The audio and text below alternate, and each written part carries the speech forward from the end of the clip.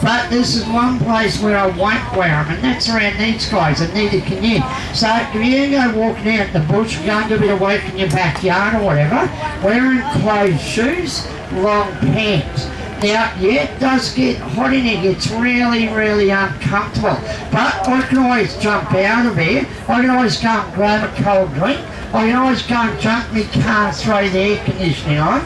Unfortunately, you get bitten by this snake or any other snake, can't take that back, unfortunately.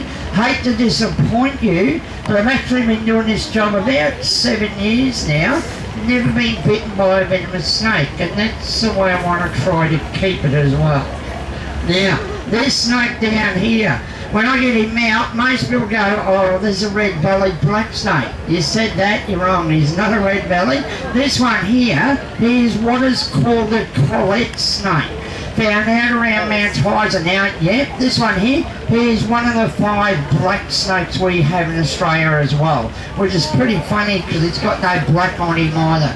So he is a black snake, so don't worry about colour, as I said. Now, what to do if you come across a snake? Really, really simple thing, and believe it or not, you're doing it now, and you're doing a pretty good job of it too. Stand still.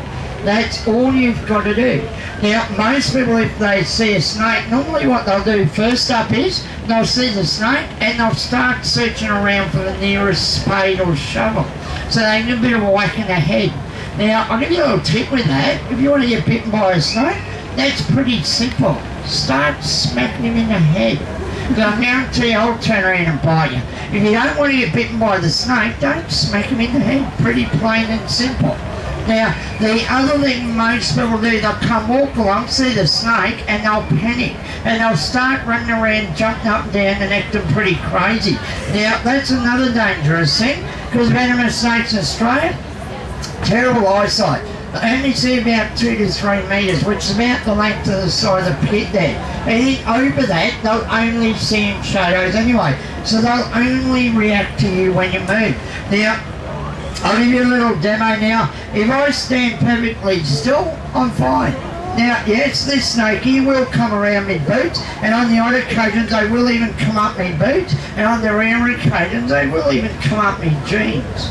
Now, I really don't mind if this snake comes up the outside of me jeans. When it comes up the inside of me jeans, that's sort of when I start to draw the line. So if you start to see me run around here later trying to pull my pants off, you'll know what's actually happened. Now, yes, this snake here, captive breed snake, used to be around my feet. Wild one, never going to be like this. A wild one, he'll be thrashing around all over the place, and more than likely you're only going to see tail punters goes flying past you anyway.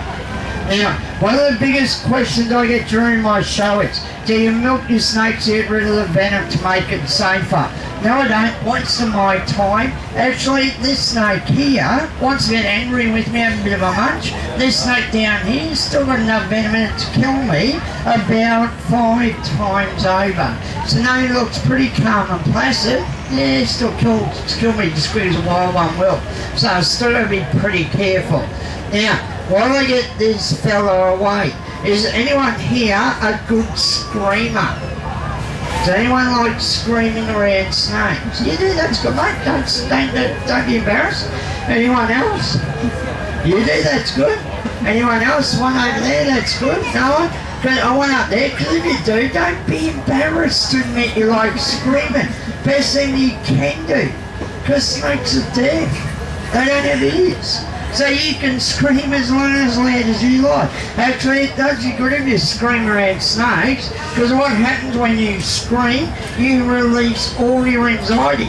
Makes you a lot calmer automatically, which is always a good thing around snakes. You don't want to be nervous, so scream your head off. Just don't jump around. Now, the next one I'm about to show you, lots more in comparison to those two, but far more venomous. Now, when I get this snake out and I show you him, most people go, oh, he's a cute little baby, he's not going to hurt me. Well, wrong, this one is not a baby, this one here is about 3-year-old now. Now, even if it was a baby, I still wouldn't be playing with one of these anyway. Because as a baby, this snake comes out of its mum live, it's around about that big. from the moment it comes out of its mum, it's got enough venom in it to kill you. So you still don't even want to play with the baby one. Now, when I get him out, I'll tell you his name. Most people go, oh, don't like this snake, but it's only in the name with this snake, that's all it is, nothing more. Now, this one here is what is called a death adder.